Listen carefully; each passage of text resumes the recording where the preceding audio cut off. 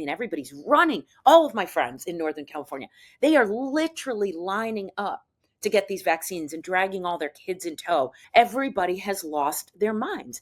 Nobody's asking any questions. Nobody knows anybody. Like I said, these were the early days. I mean, nobody was dying around here of any COVID-19 vaccine infection. And I just, I at this point, to have these mandates in place for these vaccines that do absolutely nothing, it's criminal to me on some level, right? And I just cannot let the fight go, because I think the more initials you have, the crazier you became. You cannot have a conversation. You cannot engage. Eventually, I became persona non gratis at Dartmouth. I mean, they just started blocking my emails. If you are a healthcare major, that is not the case. And that is anything from medical doctor down to dental hygienist, and any state. It could be in the free state of Texas and Florida. You're still subject somewhere along your trajectory to a COVID-19 vaccine mandate.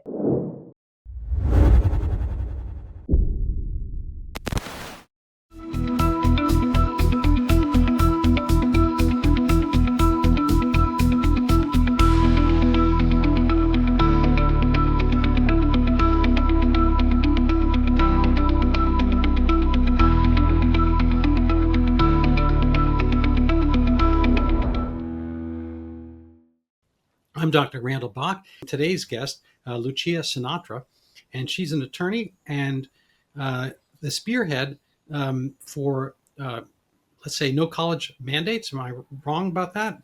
No, you're not. Okay. So how did you find yourself in this role advocating against no college mandates? And what exactly do we mean by no college mandates? I mean, is it where nobody's going to date any men? Is that no mandates? So, as you would imagine, like many moms, I'm a mom of 2 college students. And when the pandemic came around, and everybody sort of started freaking out, my natural course of action is to want to see data and want to understand the problem instead of buying into any sort of panic or propaganda. And so I had 2 kids that were just getting prepared to go to college. And matter of fact, one that got an early decision to his dream college. And I thought to myself, we started hearing whisperings, the COVID-19 vaccines had just come to market. This was about December 2020 for select populations. The COVID vaccine was available. And, in my inner circles of trust and people, I just sort of reached out and I said, they're going to mandate these vaccines for college students. And the writing for me was on the wall, because this is a captive population of over 20 million students in the United States. And I thought, the White House is putting out these ridiculous sound bites about getting a shot in every arm, without any data to support getting a shot in every arm. And college students are overwhelmingly healthy. And I thought to myself, there's just no way. So I kind of sat around lurking in the shadows, waiting to see if my presumptions, my assumptions were going to come true, and what the whisperings in my inner circles, waiting to see. And naturally enough, by April of 2021, Rutgers was the first college to announce COVID-19 vaccine mandates, and they were one of the most tyrannical implementers of college COVID-19 vaccine mandates, insofar as they put out information that said, you take these vaccines or you don't come here. And that was it. So several students had to dis-enroll, careers were ruined, lives were ruined. I mean, really, for the college student, where this is everything at this point in their lives, this is supposed to be some of the most pivotal and developmental and amazing years of their young adulthood. Some of these kids were just getting their dreams ripped out from right underneath them. So I watched and I observed. And my kid was going to start school in September of 2021. So after Rutgers announced Harvard announced also very difficult COVID-19 vaccine policies, nearly refusing to consider exemptions, crazy other policies too. I mean, I chose to focus on the vaccines because of the unscientific and dangerous nature of announcing such oppressive mandates. So, but there were, as you remember, all sorts of things going on, right? There were lockdowns, there were masking, there was police states implemented at these colleges where students were, you know, rewarded for telling on their neighbors if they weren't wearing masks or they didn't line up to take a vaccine. It was nuts. I mean, it was really insane what was happening on these campuses.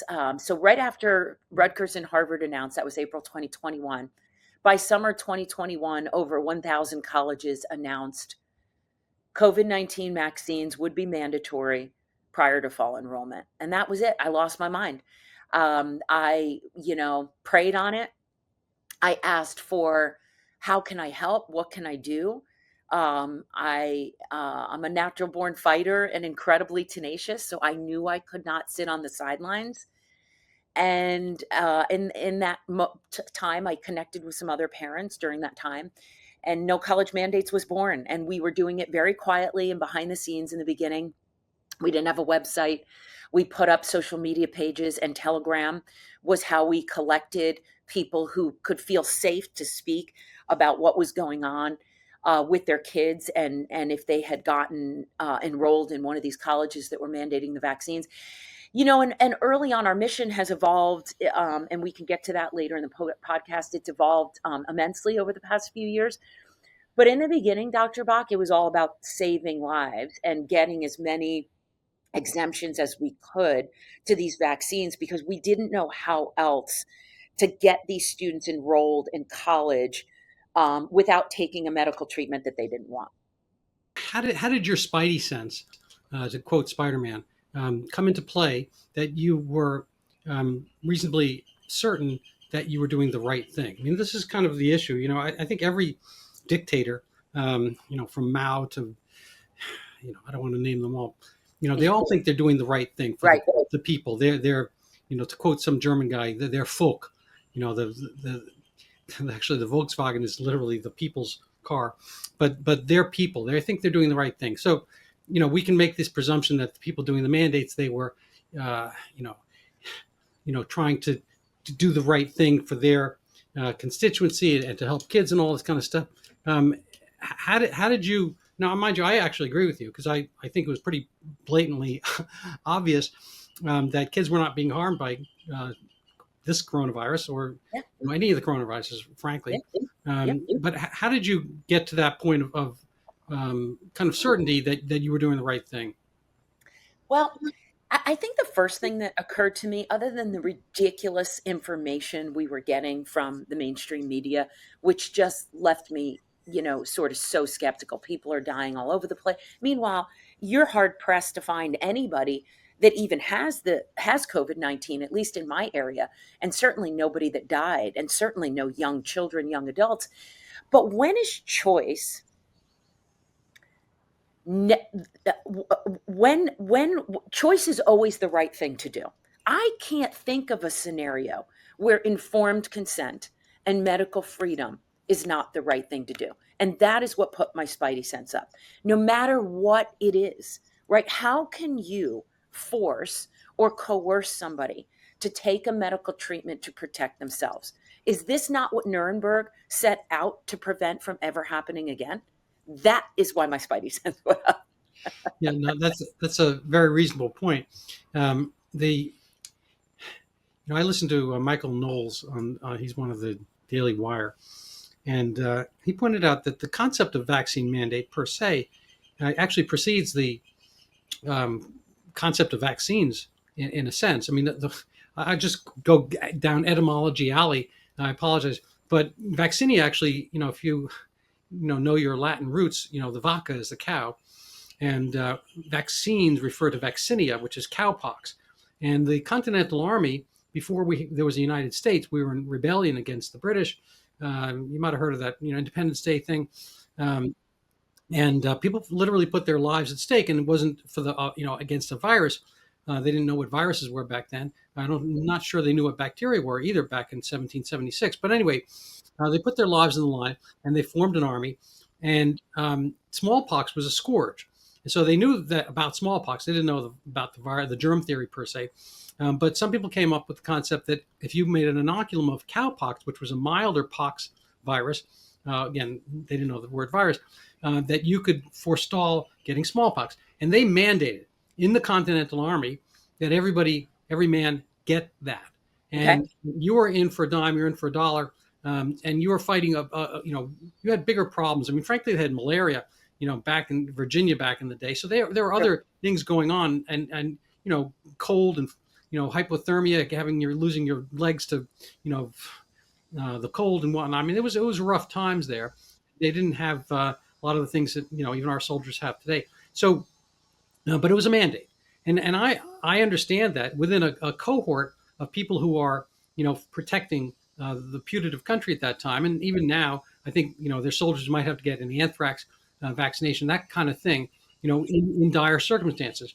I don't think, though, it's not so much the vaccine mandate per se. It's a matter of how and to whom you do it. So in this case, it's isolated for an army of conscripts or volunteers, and they're in for the whole thing. So if you have a football team and they want to win the championship, you could say, you know what, we play during flu season. Everybody has to get a flu shot. We're paying you $50 million a year, whatever, average $5 million a year, whatever, baseball, whatever the sport is, you guys have to get a flu shot. And this guy says, well, look, I don't want to do it. Like Aaron Rodgers, whatever, Kyrie Irving, different sports. They're like, you didn't do it. And they have the right to suspend them. So that's within what I call a closed sphere. So within that closed loop where you're getting paid for something, you're part of something bigger than you, I get it. Now, societally, I'm not sure we've ever had a vaccine mandate. Maybe you can go over the history of that for us. But in this case, it's everybody. And then they're working under this, concept that if, it was the mantra, like you heard endlessly, if we're not all vaccinated, none of us are, if we're That's not, right. maybe you can go back, put us in that time and speak from a legal standpoint. What are the kind of the legal rationales, if any, for that type of mandate? Yeah, that's why I think we have a group of lawyers on the front line. They formed early on under Warner Mendenhall, and they're called Freedom Counsel. They're probably close to 300 lawyers at this point, and Warner has been fighting some of these cohort wide or society wide mandates since the very beginning. And he was a big advocate and a big sort of supporter of trying to get an end to these college COVID-19 vaccine mandates. He's in Ohio because I can't come up with a legal rationale for how, and you are right. I live in the state of California. I mean, there was no COVID-19 vaccine mandate in the state of California. It didn't get to the public schools. Thankfully enough, the advocates, I think it was on its way to get approval in some of the public school systems, with California leading the charge. So, I think we were going in that direction. And I think there are a lot of people disappointed that their prediction on how dangerous this virus was going to be. I think a lot of people are disappointed that they couldn't go forward with their plans to put these mandates in place, and that everything just slowly but surely started to fall apart because we just didn't see happening. We knew, Dr. Bach, by August of 2021, Rachel Walensky at the CDC had announced that by then that the vaccines don't prevent infection or transmission. Yet by that September, over 1,000 colleges. I mean, I'm sitting in front of my computer. I'm emailing colleges like mad. I'm starting with the Ivy Leagues. My son had just gotten an early decision to Dartmouth. I beat the crap. I mean, I can't even tell you what I did to Dartmouth College. When my son graduated this past June, I think they're going to erect some sort of doll that shows me and burn it down. I'm going to have some voodoo doll. I guarantee you, because I used them as my testing ground and said, if I can get one Ivy League or or the Ivy Leagues to fall, I can get them to all fall, right? And I thought, I can do this. I can do this. I can rationalize with these people. I called professors. I called doctors. I called God bless you. Look at admissions. that. Oh, I went crazy. And I mean, I got a few people, to sort of agree with me, like, yeah, what you're saying is it's making sense, but I don't know. I don't run the school, so good luck. And I thought, I just can't even believe what's happening. I can't even believe, I just wrote another article for Brownstone, and I recap in the beginning of the article my son and our experience in getting him in early decision to Dartmouth College, and thinking, can he go? Because he's not going to take these vaccines, and are they going to stop him from going? And these big, bad, scary Ivy Leagues made it sound like you're going to need to interview and you're going to need to justify your religious positions, and then after that, we're still not sure we're going to approve your exemption.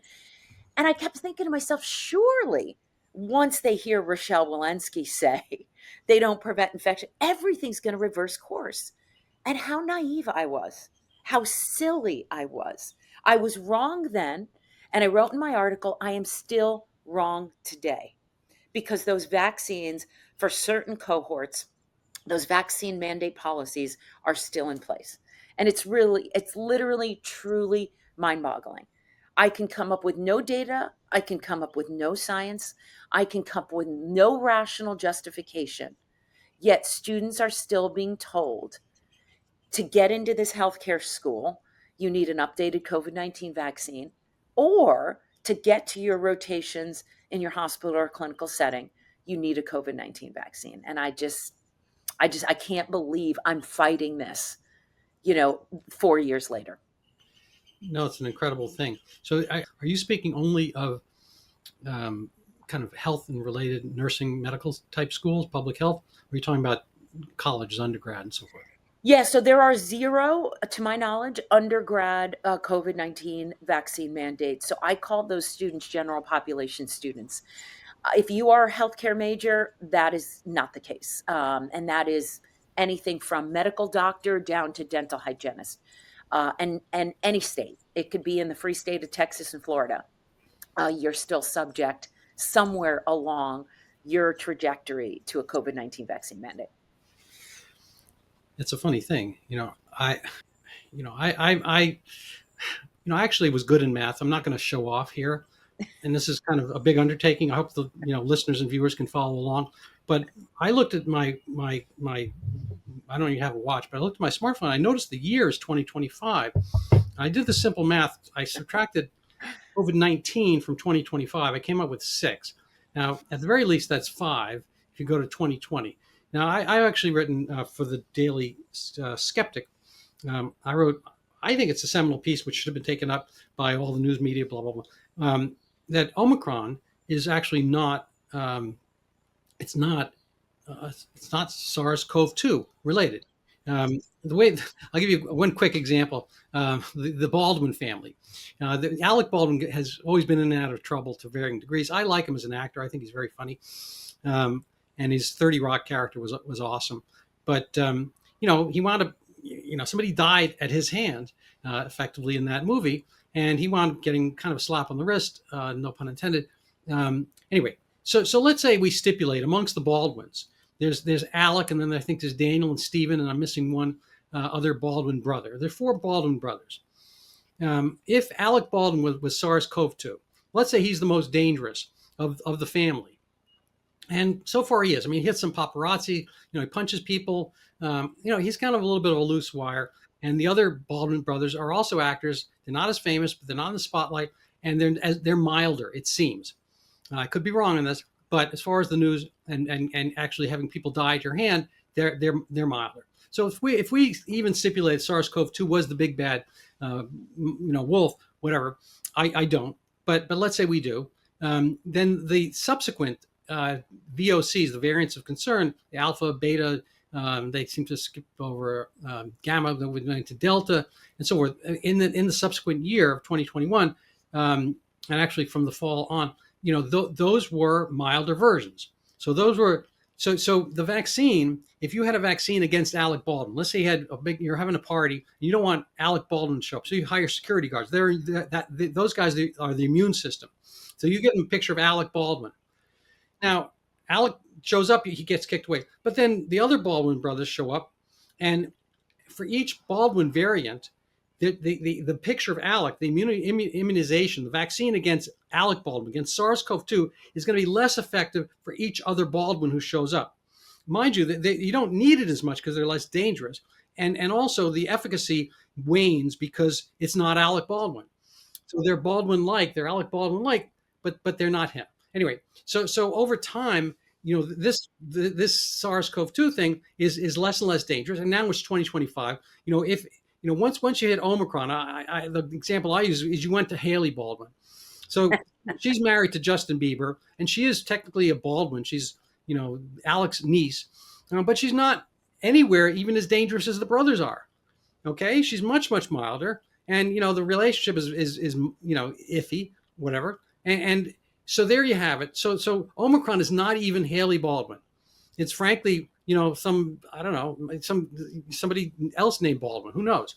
And it's like, so there's kind of a category mistake that happened all throughout this, and I just don't understand. Even now, as I've got the little MD thing after my name, I don't understand as a medical doctor, or mentally deficient, whatever it stands for, that they can keep pushing the SARS-CoV-2 vaccine, even as they made it the quote unquote bivalent, to capture Haley Baldwin with the Alec Baldwin strain, and the Omicron with the original SARS-CoV-2 classic COVID.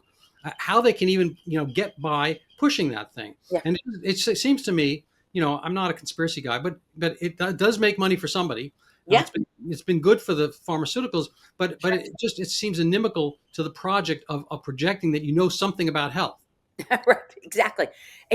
And it validates how I've been feeling for so long, because like you and Dr. McCullough and all of the wonderful doctors and nurses on America Out Loud Radio, I've had to check myself. I've had to check myself, especially at the beginning of this whole thing. I'm thinking you feel very alone, and you feel like, oh my God, I mean, everybody's running. All of my friends in Northern California, they are literally lining up to get these vaccines and dragging all their kids in tow. Nobody's asking any questions. They're just bolting to be the first in line at the free vaccine clinics in the parking lots or CVS or wherever they can get these vaccines. And I'm thinking, what in the holy hell is happening? Everybody has lost their minds. Nobody's asking any questions. Nobody knows anybody. Like I said, these were the early days. I mean, nobody was dying around here of any COVID-19 vaccine infection.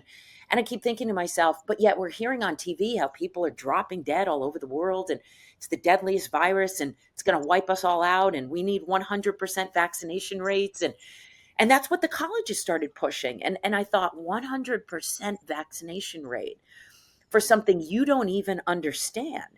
And where we could probably find deadlier strains of the flu. And yet we're being told to sort of follow this directive, and everybody is lining up to do it. And I just, I at this point, to have these mandates in place for these vaccines that do absolutely nothing against the Alec Baldwin strain, which is long gone, it's criminal to me on some level, right? And I just cannot let the fight go. I just cannot let it go. I cannot rest at night. So you need I don't know how you've pursued this per se, but there's the carrot and the stick. So you've done carrots. The stick would be to find an injured class. Exactly. And so, out of Israel, because they have really the highest accumulation of electronic medical records. So they've got the best data collection. They pretty much mandated across a good fraction of the population. I don't think they did the Haredi, the Orthodox, and not necessarily as much the Arab Israelis or Israeli Arabs, however you want to call it, and leaving aside the other PLO and Hamas areas, and so forth. So they actually have a reasonable comparison group of cohorts from in the same area, presumably getting infected similarly, and they found that young men have, and it's not a high rate, but it's certainly a higher rate than doing nothing. Right. A reasonably, a signal rate of myocarditis Right. in young men. Now, Right. maybe it's also in young women, but maybe young men show it more because they're more, they push themselves more athletically. on average, whatever. And who knows? I mean, I just don't see why it'd be exclusive to males. But it seems to me that if you have, and myocarditis in its kind of native regular forms can lead to heart failure, and heart failure can lead to death within 5 to 7 years, and myocarditis can lead to CHF, congestive heart failure, on I think about 20-30% of the cases. So it's not an unserious illness.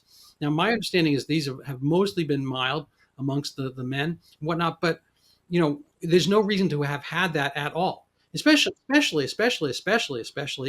that's 5 especiallys, if you have had the illness itself or any of the variant strains thereof.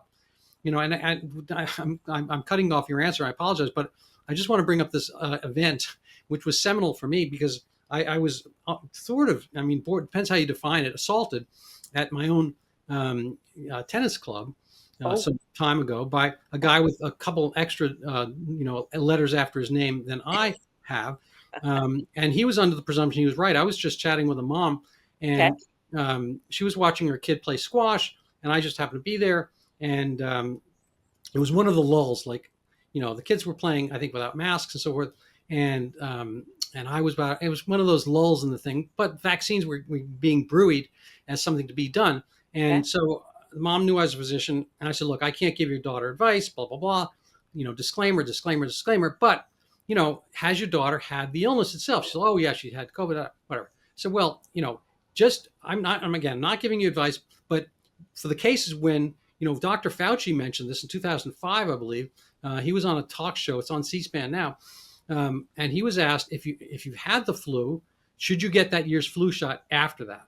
And he's like, no, there's no reason if you've had the actual illness to get the vaccine. I mean, the illness is every bit of, the virus, I don't know if he said epitopes, whatever, but you've seen the whole thing. Yep. So why just give the little tiny single epitope, in this case, the spike antigen, when you've seen the whole thing? Sure. And so you've been exposed to the whole thing. Why it says it would only be provocative, and it couldn't help at all. You've already had the illness. What are you protecting against? Sure. It's like closing the barn door, whatever. It's one of those analogies. And it's like, so Fauci, so I was quoting Dr. Fauci to her because I'd done my little work on this topic already. And I said, look, do it, talk with your doctor, blah, blah, blah. And so this guy comes in, and he must have, smelled, independent thought, and he had his own allergic reaction. That's right. Critical thinking, beware. He came like inches away from me, and I had to take him into a private room because he's like out of his mind. I mean, if the cartoons, the smoke comes out of your ear. I can't say for certain that wasn't happening to him. It was like, wow. It was like a bull, seeing a red flag, and I said, look, dude, what? You're welcome to talk to her also. But if you want to talk to me, I'm not doing this. You're going to email me, but I'm not talking with you because you're unwith talkable. And we've kind of had an email exchange after that. It's tailed off. Like I said, my basic, he's like, basically, you have to give the vaccine so they don't get X and Y, Z from the virus. I said, well, look, even if we stipulate that should only be for naives. Don't give it to people who've already had it. Like, what are you adding to the equation here? If COVID is so bad and terrible, and it's not for anybody young, the Diamond Princess explained this right off the bat in early 2020. So if it's not that bad, well, even if we stipulate it's so bad, they've had the illness. Again, Dr. Fauci himself, don't do this. Why would you do this now? Exactly. And it kind of tailed off. He doesn't answer me anymore. And, but it's like, it's just kind of like there was no discussing stuff. People were I don't want to use the word, but they were bat turd crazy. I mean, it's just like bat turd crazy. Thank God you stopped at 2 initials, because I think the more initials you have, the crazier you became. I honestly believe that. Thank God you stopped at the MD, because when that keeps going, it gets worse. You cannot have a conversation. You cannot engage. Eventually, I became persona non gratis at Dartmouth. I mean, they just started blocking my emails. First it was, well, consider this, and sure, and thanks for emailing. And then after a while, it was like, get the hell off our email. And no, we will not meet with you. And please do not come to campus. And do not tell the students what you're doing. And These were very educated people. I Well, mean, you, very educated people. I I'm find you only a delightful. soccer, You're I'm welcome. only a soccer mom. These were You're very, welcome very in my house. educated people. I find you delightful, and you're welcome in my house. But I have to just ask you. Maybe we'll carry this over a little bit, but on a personal basis, I'll give you one more anecdote. Um, we were. I'm a squash player, not the vegetable, but the sport, and but it was tough playing squash because they want us to wear a mask, and it's the Yeah, single most aerobic sport there is aside from like high level rowing, and that's only for like 5 minutes. So sure. you do for an hour, there's no stopping. Yeah. And they want us to wear a mask. So two anecdotes. I apologize, but the first one is a bunch of my MD friends at this club. I'm sitting outside because I'd converted to tennis at that point because like the great outdoors, no masks, and they come out huffing and puffing, and they're about 10, 15 years younger than me, and they're about my level of play, and they're like about to drop dead, like they're not quite blue in the face. I'm like, dude, that must be like an incredible match you had. Match. They said that was just the first game. And we're not usually, because we're pretty tempered for this stuff. We're not usually that exhausted after one game. Like, why are you that tired? So, well, we're wearing masks. I said, you know what? I got to say this. Whatever the equation is that you think, first of all, they've both had vaccinations, and I probably already had the illness. They're healthy guys, obviously, because ipso facto they're playing squash. I said, you can't give it to each other anymore. Aside from the absurdity of you're doing this, you got to ask yourself, whatever possible benefit there would be that either one of you had this and not giving it to the other, how do you weigh that against the possibility you might literally at age 50x have a heart attack because you are cutting down your oxygen supply? None of this was ever kind of the risk benefit, the Yes, legal scales where you have to balance stuff. I mean, that's right. lawyers don't have absolute answers for things, and No, nor do judges. And some of them, I understand, don't even know what a woman is. But even if you did know what a woman was, right. you still have to balance a situation, one Yes, thing versus another. It's not that's right. absolute. It's not like an absolute litmus test. You can say that's an acid, that's a base. You have a Absolutely. lot of things are gray zones, and even with the mandates per se, as we mentioned, if it was smallpox and you're in the Continental Army and you're all going to die, and ruin the possibility of a nation, fine. You take the little cowpox, inoculum. Okay, whatever. But there has to be the risk benefit for these college kids who, are going to be partying. They're going to be partying. The basketball players, they're going to be partying. The football players, they're going to be partying, and they're doing things that are much more physically, kind of dangerous for themselves than getting a cold. And you're mandating this. I just thought all perspective was lost. And when Yeah, you lose all perspective, I think everything else is lost. yeah. I could not agree more. It was a great, great way to sort of finish the thought about, what are people thinking? And I mean, it goes on to this day. I mean, you still can't have a conversation because I'm still calling schools. I'm still calling nursing programs. I'm still calling dental hygienist programs. I mean, if you could hear some of these conversations, you literally, you might even give up those initials at the end of your name. You might even say, forget, I don't even know who you people are. I don't know what's become of my profession. And from somebody who's, a layman, observing this whole thing and trying to reason with quote unquote some of the brightest minds in the country. I mean, it's literally astounding. I leave, I have to shut the computer. I have to go out in I have to go out in the mountains. I have to take a hike. I have to talk to the trees. I have to clear my head because I cannot comprehend the sound bites I still get to this day. Well, that's just our policy. Well, we are protecting the community. We are a community first, and we need to protect our patients. And I keep thinking, where, what do you mean? What are Yeah. you talking I about? think the Salem witch trials make a lot more sense these days. They do. They truly, So yes. I'm going to give you two anecdotes. One is a little expression my grandmother had for us, and I didn't get it when she first said it because I was, I don't know, 8 or 9 years old or whatever. And I'm going to clean it up a little bit. When we were old enough to hear the word, and she said, in life, she said, don't let them, she used, I guess, maybe poop or something like that. She said, don't let them crap on your face. Open your mouth. And when she first said it, I only took it literally, and I was like, "Oh, I don't. Oh, gross. Oh my god!" And then like I ran away, and then I heard it another time, but something like that. And over time, it seems to make actually more and more sense. You either are going to sit there and take it, or you're going to open your mouth. You're going to do something about it. Now we don't, and it gets stuck with me, obviously, because it's so graphic and perverse and whatnot. But such is life. We remember jokes like that and whatnot. But the thing I was thinking about while you were speaking, and I alluded to it, um, with my one of my tennis, I guess my second tennis anecdote, and I'll come up with a third. I do other things besides play tennis, by the way. But this was during the deep dark times. I can't tell you which year, probably 2021, when camps had formed, fissures, divisions between people, friends and whatnot, and people. There's an old joke there. People fall into two categories: those who fall into categories and those who don't. But in this case, there were the ins and the outs. Dr. Seuss kind of captured this with the Sneetches. Some of them had stars on their bellies and some didn't. Great, great book. I think I love that book.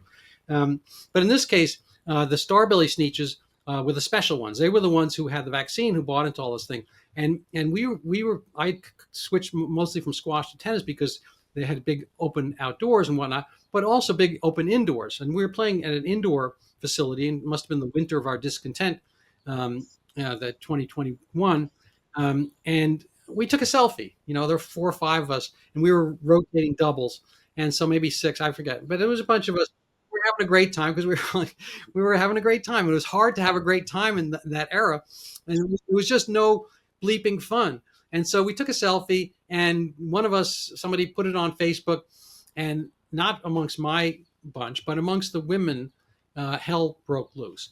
And hell apparently hath no fury like a woman, and hath no fury like many, many women, scorned or perceived to have been scorned. And they just went at each other. And it's like there were apologies like, "Oh, no, no, we were definitely wearing masks the whole time we were playing. This was just for a second. We were all, I mean, frankly, I wouldn't have said this stuff because, it wasn't the occurrence. And we did it because we all felt comfortable doing what we did. We're Sure. adults. Sure. We're adults. And to this day, none of the people in that photograph is dead.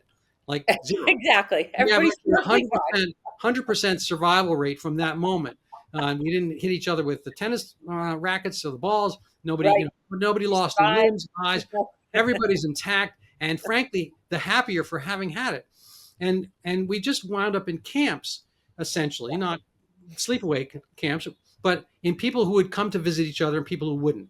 Yeah. And I think the mental health aspect, we talk about, a virus killing you. Well, guess what? You know what really kills people is namelessness, depression, and then the descent into drugs, not necessarily amongst our cohort per se, the professionals, whatnot, but amongst the classes that supposedly we're helping to save as these great humanitarians. We were mostly saving the laptop class from having to go into work.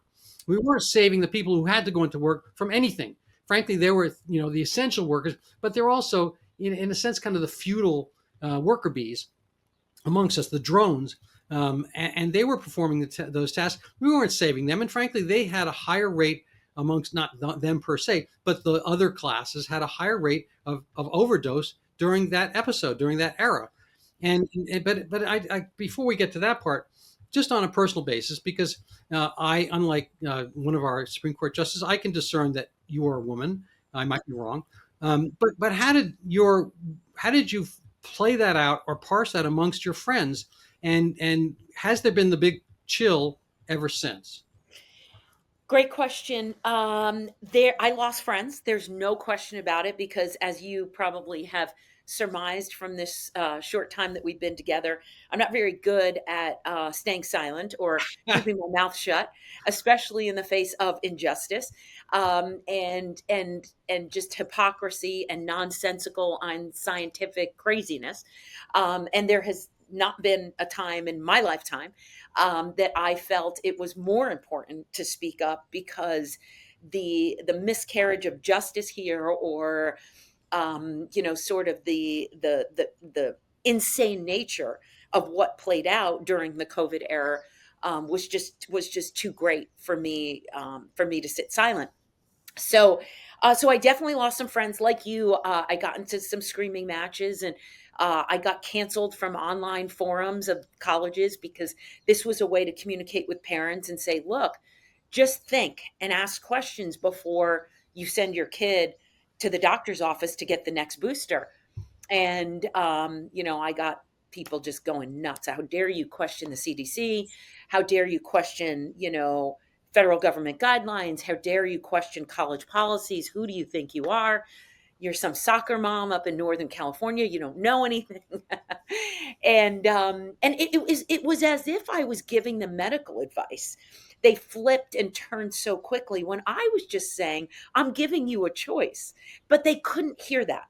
They couldn't see that. I'm actually protecting your right to choose. That whole my body, my choice movement. It doesn't only apply to abortion.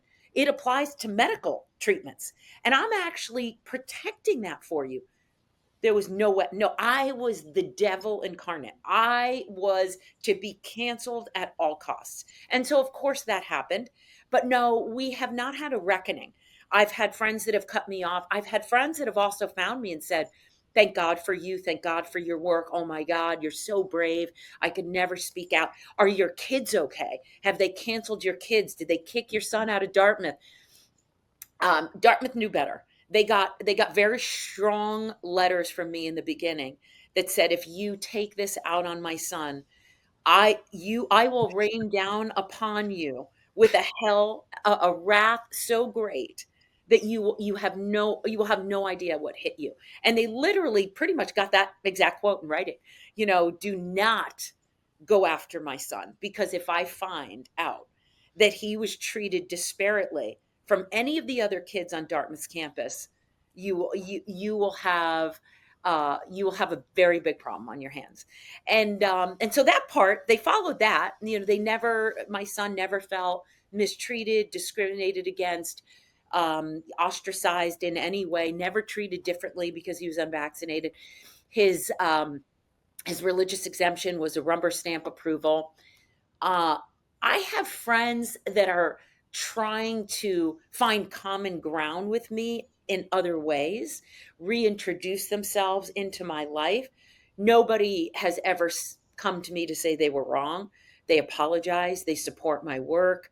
Um, that I have yet to experience amongst my friend group. So naturally, I found other friends, and I found other communities, and I've been opened up to a world of critical thinkers, medical freedom fighters that I never knew existed, and that I would never have found were it not for this journey. And I'm so grateful for that.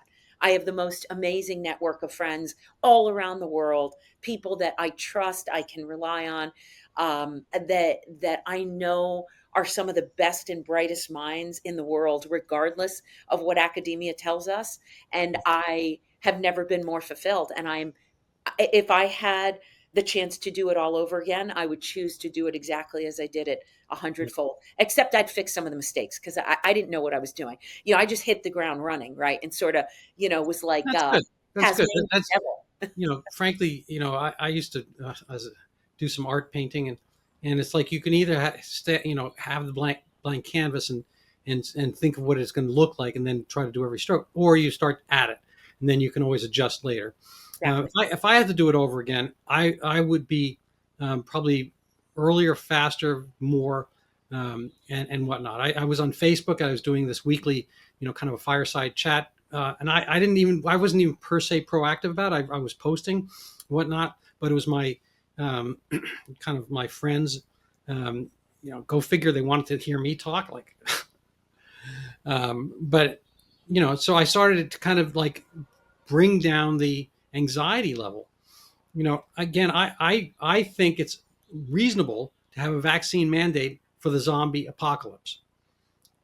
If there were such a thing, and we can prove it, and we all turn to zombies like Invasion of the Body Snatchers, whatever, and you had some preventive against that, okay, fine.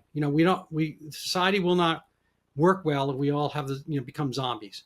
Oh, okay, fine. But there aren't that many illnesses that are on that level. You could argue for smallpox, maybe.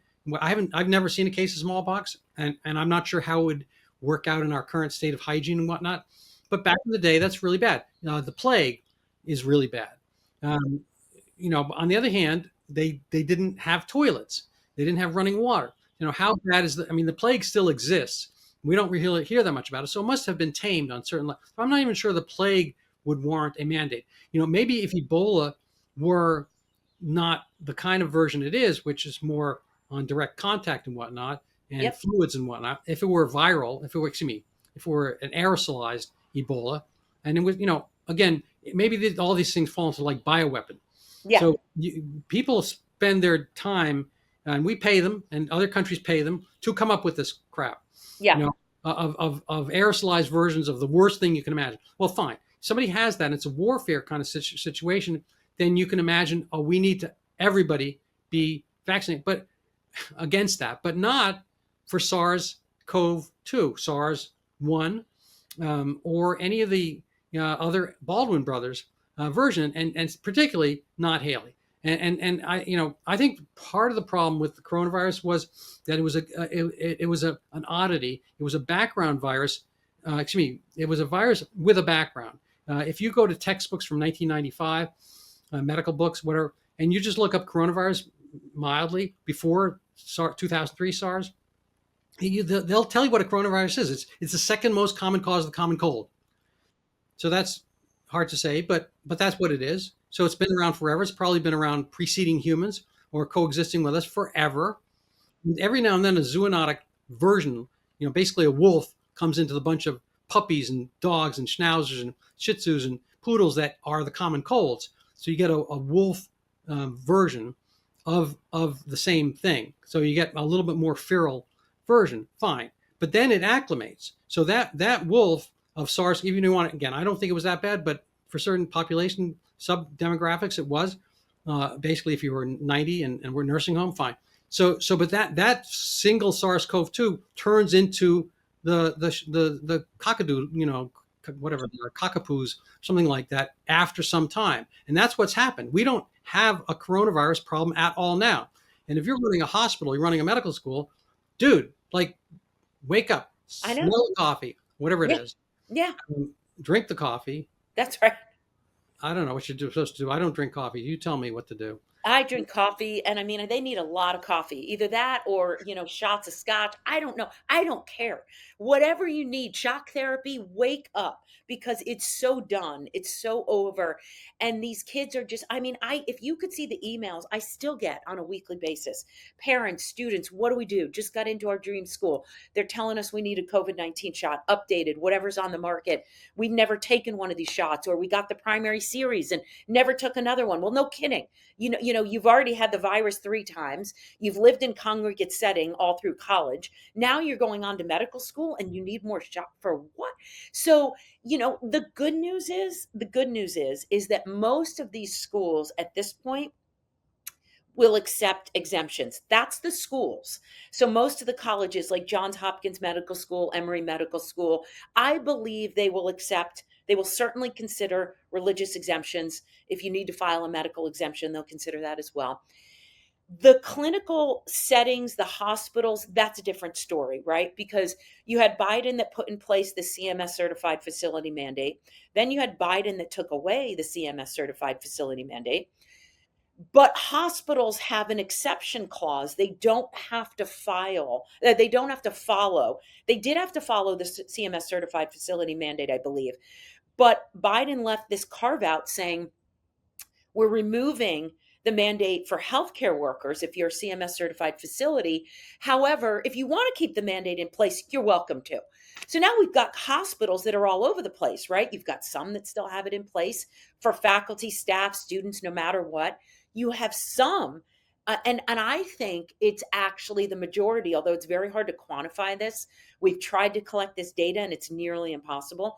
So you've got some hospitals and clinical settings that are saying, doctors, nurses, you guys are fine. But students that are coming in from these congregate settings and colleges, oh yeah, no way. You still have to have a updated COVID shot because you're this germ-ridden, infected, dirty student coming in from God knows where, and we can't allow you to interface with our patients or with our staff, with whatever virus you're bringing. So you have, so it Yeah. literally, it makes no sense Yeah. that the healthiest amongst us are still being coerced to take a shot.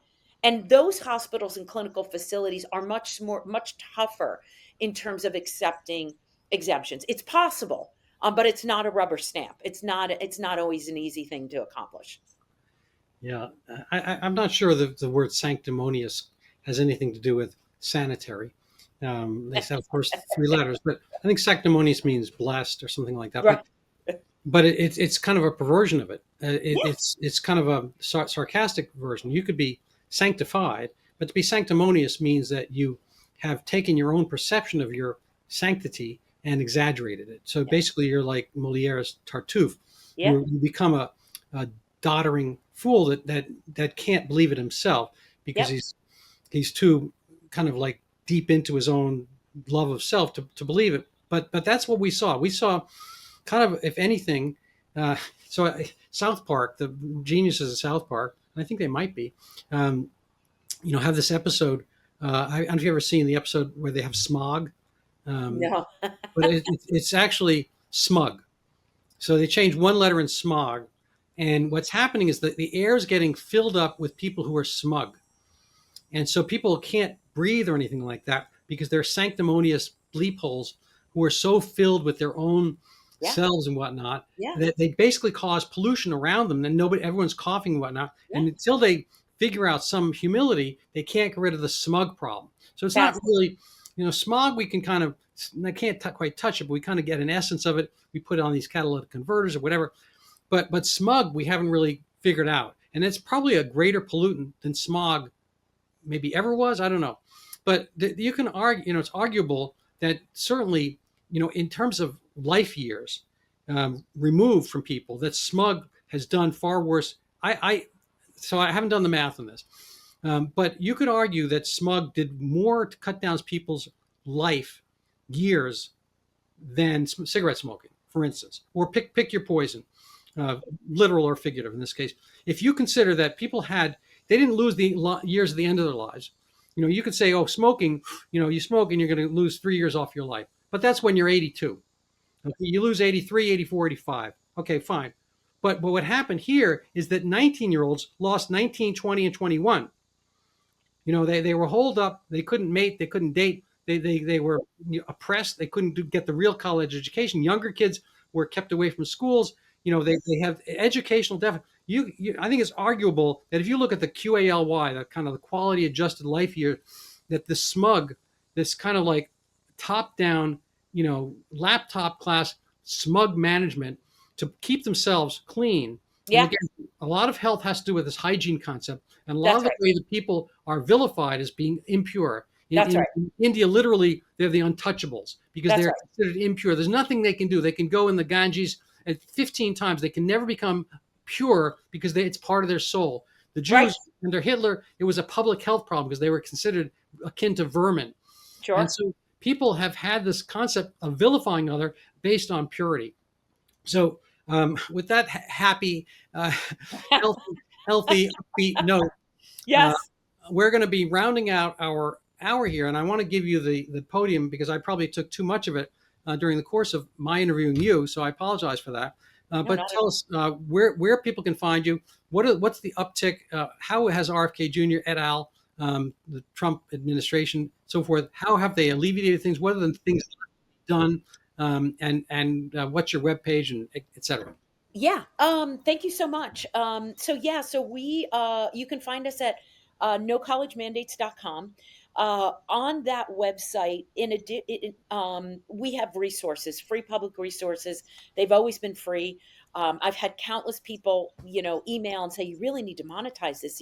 Some of these resources are great, especially in the height of the craziness. And I said, I will never do that. I started this work for free. We're not even a registered nonprofit. I have self-funded the organization almost from the beginning because I thought it was so important to get this work done, and I wanted no barriers to this information being put out there. So the resources you can find on our website, aside from exemption resources, lawyers, if you want to bring a lawsuit, is we've got all of these spreadsheets, and they were very valuable in the height of the craziness, because the spreadsheets outline the top 1,200 colleges in the nation and what their policies were for COVID-19 vaccines.